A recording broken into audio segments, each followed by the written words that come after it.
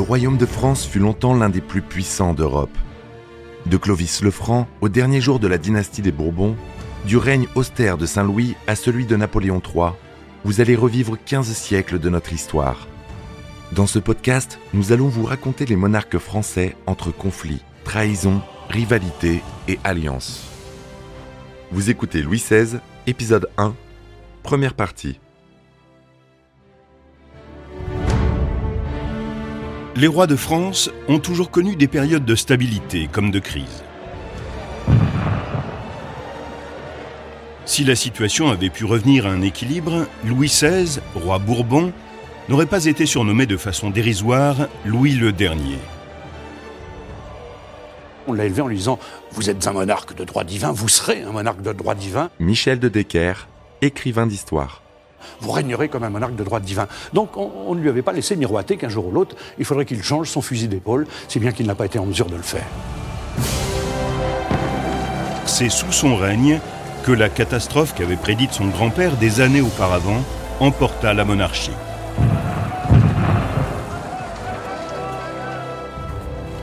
Plusieurs facteurs déstabilisants contribuaient déjà à créer un climat politique agité. Sourd en quelque sorte dans cette population française, Jacques-Charles Gaffiot, président de l'association Louis XVI. Le désir de changement, de renouveau, de vitalité.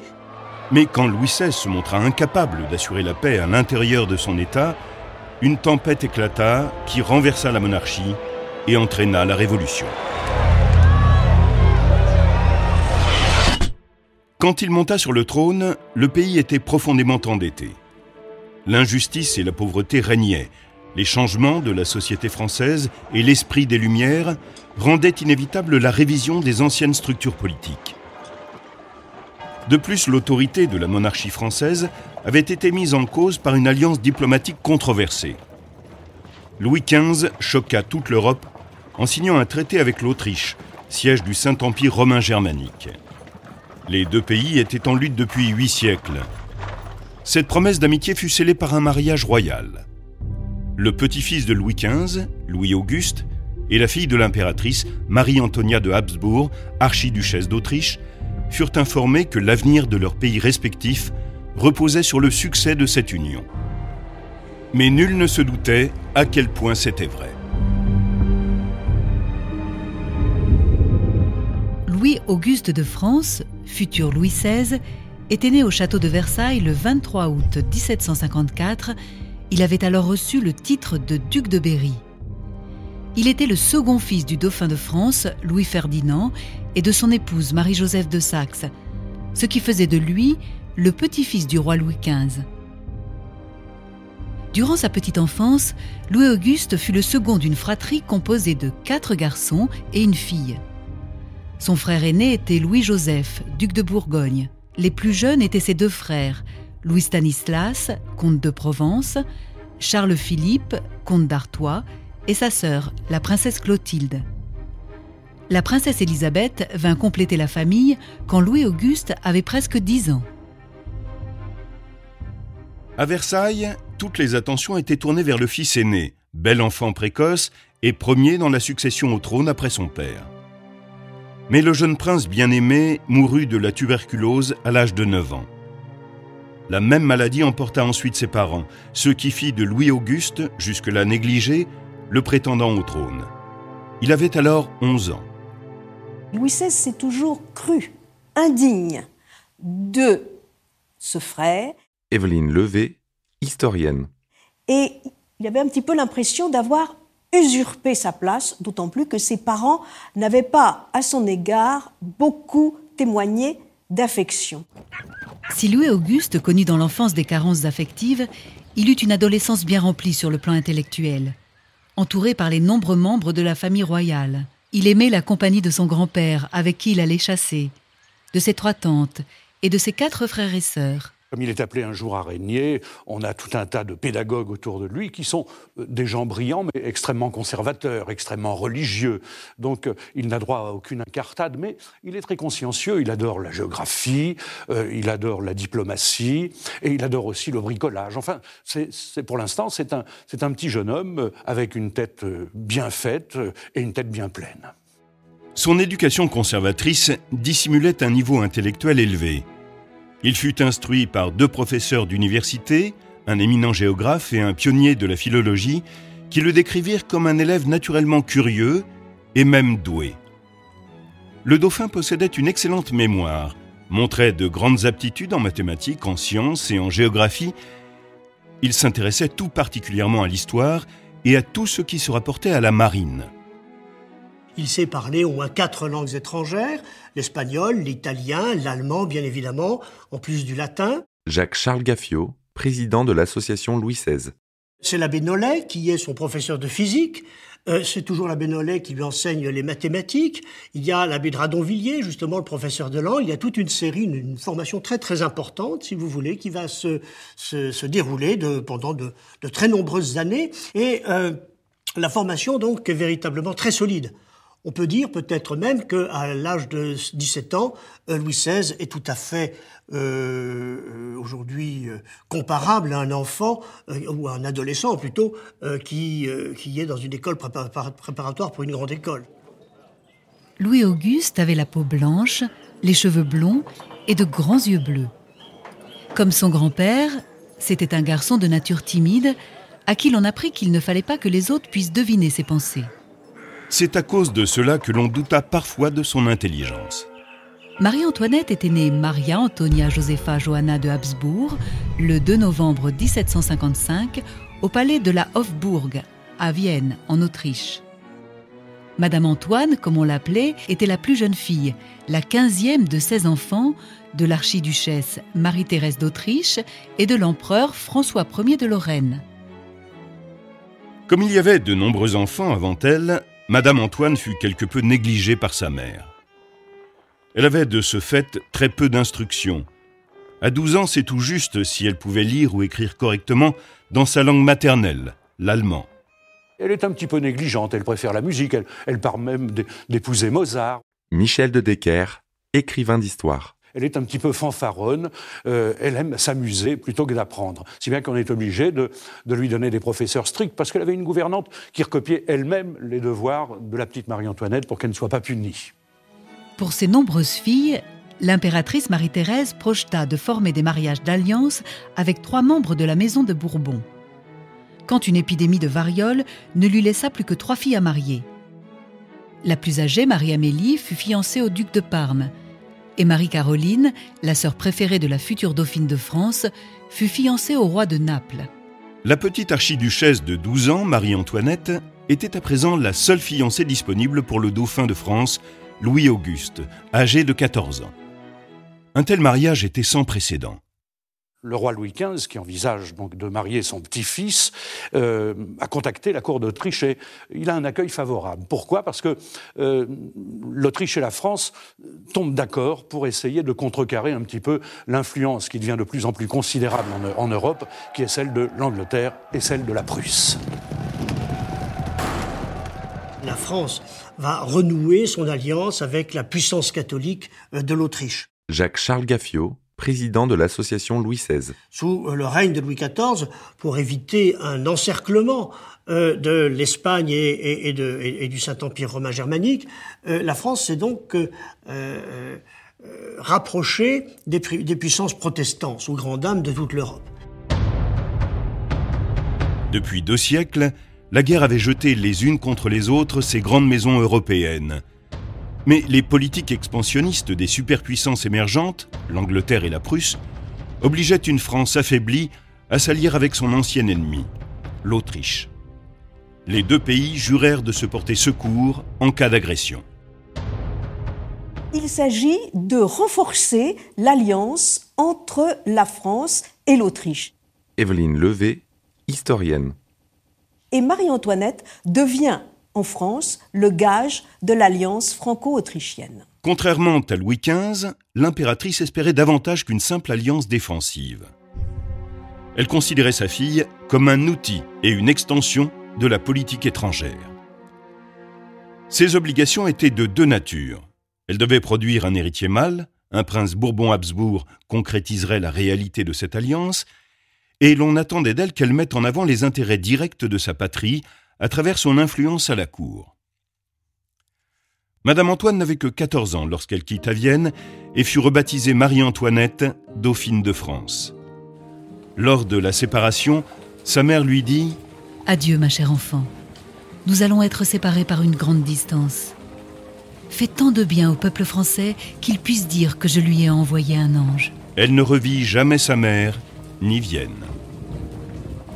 L'archiduchesse fut officiellement remise aux Français le 7 mai 1770 en territoire neutre, sur l'île aux Épis, au milieu du Rhin. Louis XV demande à son conseiller Bourret, qu'il avait rencontré à Vienne, a-t-elle de la gorge ? Et Bourret lui dit, écoutez, Majesté, je ne saurais vous le dire, mais bougre d'âne, c'est la première chose qu'on regarde chez une femme. Et donc le mariage va être célébré. Là, on connaît la réflexion de Louis XV le soir du repas de noces, disant à Louis XVI, qui était un gros baffreur, c'était un gros gourmand, il mangeait considérablement, et il se penche vers lui en disant, ne vous chargez pas trop pour cette nuit. Et le futur petit Louis XVI lui dit, mais pourquoi ? Je dors toujours mieux quand j'ai bien mangé. Donc, et la petite Marie-Antoinette est tout à fait bien accueillie, on l'acclame, on l'applaudit parce qu'elle est belle, elle est souriante, et on est ravis. Elle arriva au château de Versailles, porteuse des seules espérances de sa famille. On célébra l'événement et le peuple de France fut d'abord charmé par la personnalité et la grande beauté de Marie-Antoinette. Mais sous la surface coulait un courant de méfiance. Ce seul mariage ne pouvait faire disparaître dans la population des siècles d'hostilité envers les Habsbourg, qui étaient l'ennemi héréditaire de la France.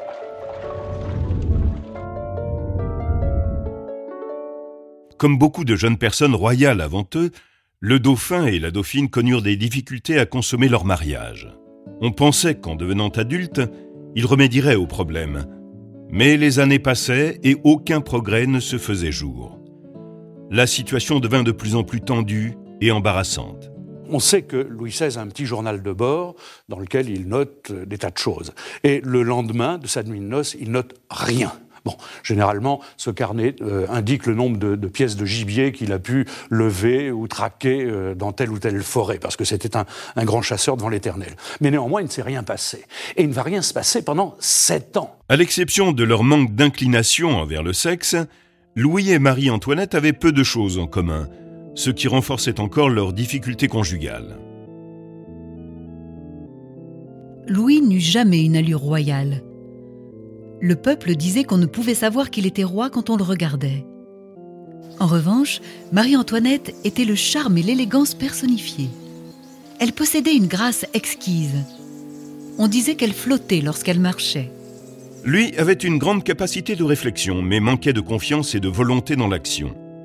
Elle, de son côté, n'avait aucun penchant pour les matières scolaires, mais ne craignait pas de s'engager dans ce qu'elle désirait. Il avait des idées plutôt conservatrices, alors qu'elle s'intéressait à l'avant-garde. Il tenait ses émotions cachées, elle était une femme émotive et très affectueuse. Marie-Antoinette, malgré ses efforts, ne partageait pas la passion de Louis pour la chasse, ni son penchant pour certains passe-temps solitaires, comme l'horlogerie. Au cours de leur première année de mariage, la timidité du prince et leur grande différence de tempérament empêcha le couple de se rapprocher. À la mort du roi Louis XV, en mai 1774, Louis-Auguste monta sur le trône de France. Il devint le roi Louis XVI et Marie-Antoinette reçut le titre de reine consort de France. L'influence que pouvait exercer une fille de l'Empire du Mal alimentait les soupçons des ennemis de l'Autriche. Même si Marie-Antoinette avait possédé l'habileté de Marie de Médicis, elle n'aurait pu exercer la moindre influence. Louis avait été prévenu en permanence par son tuteur et ses conseillers du danger qu'il courait en permettant à son épouse autrichienne d'exercer le moindre pouvoir politique officiel ou non. La solitude, ce mariage décevant, l'impossibilité de combler les espérances de sa famille et le formalisme rigide de la cour de France conduisirent Marie-Antoinette à se tourner vers les gens et les passions qui pouvaient lui apporter quelque réconfort. Elle trouva une consolation à la cour auprès des enfants, auprès des animaux domestiques de Versailles, et développa un penchant pour les jardins anglais, beaucoup moins formels que ceux à la française. L'échec du couple à concevoir un enfant était stigmatisé par la publication de pamphlets obscènes, les libelles, qui raillaient leur infertilité. Marie-Antoinette se réfugia dans les distractions. la reine considéra bientôt ses amis proches comme des membres de sa famille. Le seul moyen pour elle d'exercer une influence était le mécénat. Elle fit venir de Vienne à Paris le compositeur d'opéra apprécié des Habsbourg, Christoph Gluck. On estime qu'elle a largement contribué à révolutionner l'opéra français, dont la grande popularité rejaillit sur elle. La reine passait ses nuits dans des fêtes somptueuses. Elle ne buvait pas mais devint obsédée par le jeu. Alors elle va passer ses soirées à jouer, ses nuits à jouer, au lance-quenet, au biribi, etc., des tas de jeux de société dans lesquels elle perd d'ailleurs des fortunes considérables. Michel de Decker, écrivain d'histoire. Et puis aussi, elle s'entoure d'amis, mais d'amis IES, n'est-ce pas, comme Madame de Polignac ou comme la ravissante petite princesse de Lamballe, dont elle fait la surintendante de sa maison, à tel point même que tout le monde va finir par jaser à Versailles. On se dit que Marie-Antoinette et ses amis préfèrent les jeux saphiques à toute autre chose. Elle n'hésitait jamais à contrevenir à l'étiquette, quand celle-ci s'opposait à ses sentiments ou ses désirs. Inspirée par les écrits de Rousseau, elle restait parfois debout avec son entourage, juste pour admirer le lever du jour.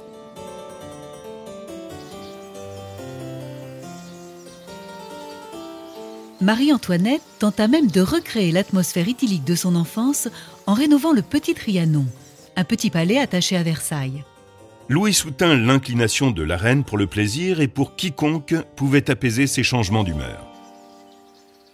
Mais la conduite de Marie-Antoinette, reine de France, était jugée inconvenante et jugements et railleries fleurirent dans la presse française. Des pamphlets diffamatoires l'accusaient ainsi que ses amis d'avoir un comportement obscène. Le roi qui cherche évidemment à se faire pardonner de sa balourdise ou de ses maladresses avec cette petite reine qui est belle, fragile comme un petit anagra. Eh bien, le roi lui cède tous ses caprices. Elle veut qu'il lui construise un petit palais, il lui construira Trianon, il éponge ses dettes de jeu. Il lui cède absolument tous ses caprices parce qu'il a beaucoup à se faire pardonner.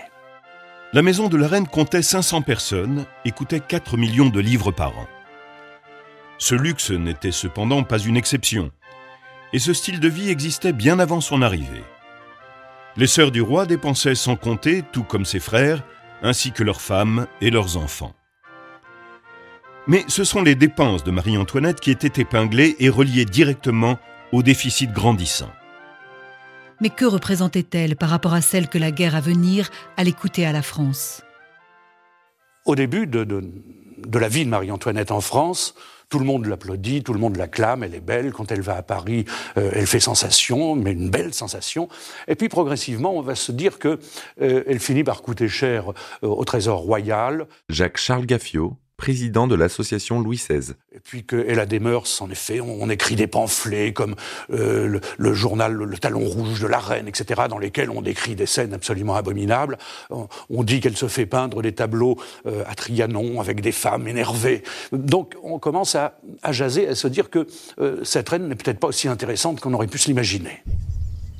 Le frère de Marie-Antoinette, l'empereur Joseph II, se rendit en mission à Versailles pour sauver le mariage royal.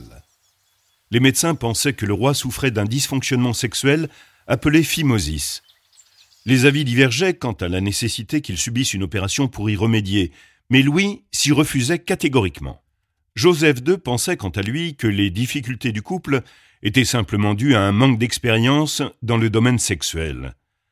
Personne ne sut jamais ce qui s'était passé, mais il sembla que quelque chose avait changé après la visite de l'empereur.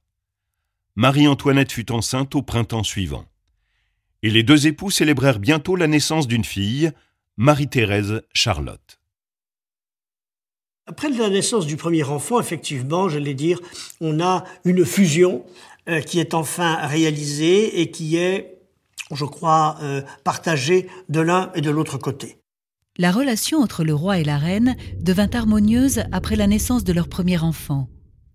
Ils en auront 3 autres, le dauphin Louis-Joseph, suivi d'un autre Louis-Charles. Leur 4e enfant, une petite fille appelée Sophie, ne vécut pas assez longtemps pour fêter son premier anniversaire.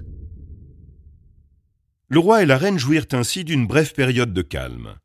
Ils avaient surmonté un défi majeur, rempli leur devoir en donnant naissance à un héritier, et vivaient à présent une relation amoureuse pleine de respect.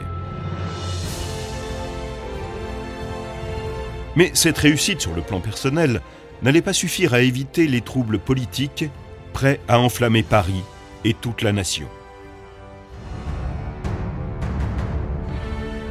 Vous venez d'écouter Roi de France. Si vous avez aimé ce podcast, vous pouvez vous abonner sur votre plateforme de podcast préférée et suivre Initial Studio sur les réseaux sociaux. Roi de France est un podcast coproduit par Initial Studio et Merapi, adapté de la série documentaire audiovisuelle éponyme produite par Merapi. Cet épisode a été écrit par Thierry Bruand et Dominique Mougenot. Il a été réalisé par Catherine Mignot. Production exécutive du podcast, Initial Studio. Production éditoriale, Sarah Koskiewicz et Mandy Lebourg, assistée de Sidonie Cotier. Montage, Johanna Lalonde, avec la voix de Morgane Perret.